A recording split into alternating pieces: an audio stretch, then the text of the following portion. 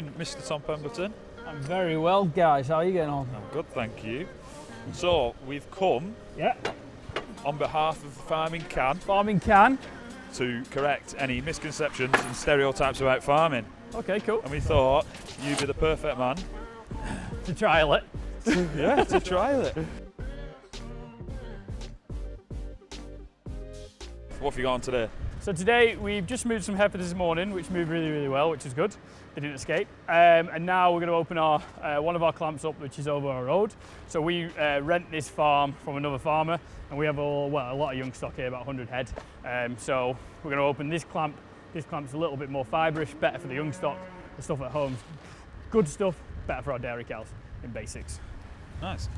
So, we've come to ask you a load of questions. Yep, love it. Answer them as quick as you can. Yep. So, it's been a bit of a testy year. Yep. Over the past, couple of years. We had COVID, 2019, 2020. Yeah. How did you cope with that? COVID? As a business? As a business, well, obviously we're a farm shop, dairy, and a farm on top, so we sell direct to consumer. The doorstep business, so people who wanted milk to the doorstep, that got busier and busier. The retail round, which goes to the cafes, obviously a lot of the cafes shut down, so that was quite hard. So we saw an increase in one sector and a decrease in the other. The farm shop was mad busy because people were struggling to get their food. So it's like we say Christmas is crazy here, and it was like Christmas for about 10 days. So it was, Christmas sounds good. It was really busy. It was very stressful and unprepared. You can prepare for Christmas, you couldn't prepare for COVID. Well, it's good to be busy. Yeah, we better. Oh, it'll be a nightmare like that, aren't they? You've been on this farm all your life. I've been on this farm all my life. If you could change one thing about this farm, your pet peeve, what would it be? There's a few things I'd change. There's a lot of things I'd change. If I could change it, which is unrealistic to do, I would pick up the whole farm and bring it back 100 yards. So I've got more space at the front of it because we were on a main road, and I'd really like to have a field where customers could come and see.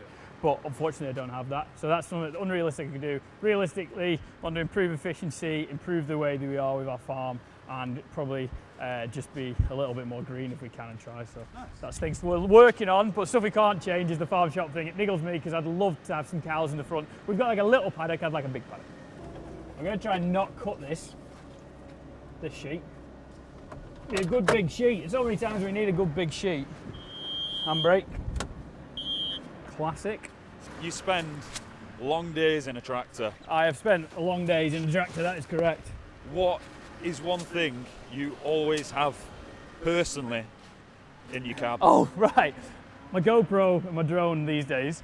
But the other thing that I have, which is just the most random thing ever, is a 2-litre bottle of water, a bottle of milk. It sounds random, but the amount of times you're thirsty in a tractor and you're drinking sugary drinks.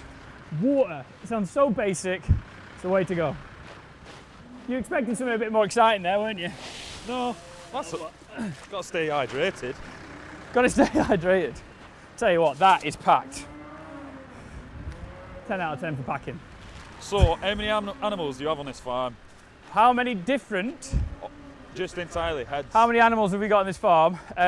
What about 340 to 500 cattle from dairy stock to beef stock, plus Highlands. Then we've got about 20 sheep, 30 probably at the moment. Then we've got horses, probably about 400 north of. Yeah, What's your favourite? What's my favourite? The Highlands are great to look at, horrible to work with. Probably the bull. I just think they're really cool. We've only got one or two of those. We've got one on hire at the moment. You might have seen him before, Lloyd. But Nigel we have. Good big Angus bull. He's really coming to his own last probably 2 or 3 months. So yeah, just like looking at him because they're beasts. Okay. Where do you want to put these? Down the side there? Drop that off. Yeah. Over there. Pick these up. Set them down there against that wall. Out of the way, I think. Which wall? Where the bucket is. Oh, down the side? So there's many different jobs on the farm. Yep. Some are good, some are bad. Correct. How random is that? That's a way to cut a sheet. Yep, sorry. What's your favourite job? I really like mowing. Back mad for mowing. Mowing, slurry carting, because you kind of finish a field. Both jobs, you're kind of like doing the field. Really great And then calving cows is always amazing because it's like the new life. It's always exciting. Is it going to be a heifer? Is it going to be a bull? What's it going to come out like that? And then morning milking, which I don't do a lot of at all really anymore, just because of time and things have got so busy. 3 hours in a parlour in the morning, it's just, I don't have the time to do it unless we need cover or whatever, I'll do it. But yeah, probably morning milking is probably top, and then the others. So if you don't know the best question, have you not had any weird ones? Weird questions. Probably like, because I'm very open on social media and I kind of tell everyone everything pretty much, probably like the people that try and know loads about your life.